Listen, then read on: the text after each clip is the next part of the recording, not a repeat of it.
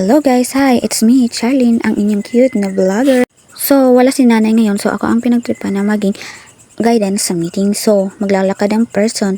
Sobrang init talaga guys, o diba kita nyo naman. Tapos, pinagkatuwaan ko na lang yung aking anino dito, diba? Charat! Sa kakalakad ko lumipad ng aking panyo, charat.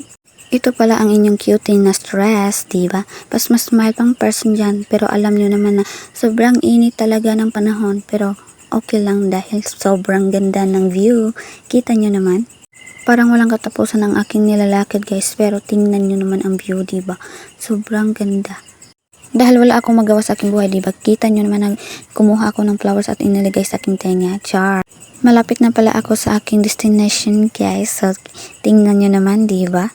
Nakarating na pala ang person sa may tindahan at kita nyo naman na sobrang basang-basa talaga dahil sobrang init. Naalala ko tuloy noong ako ay bata pa. Dito ako nag-aaral, diba?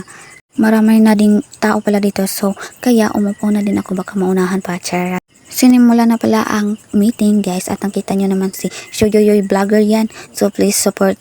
After pala ay umuwi na kami at nagugutom na rin ako kaya. And that's all, thanks for watching.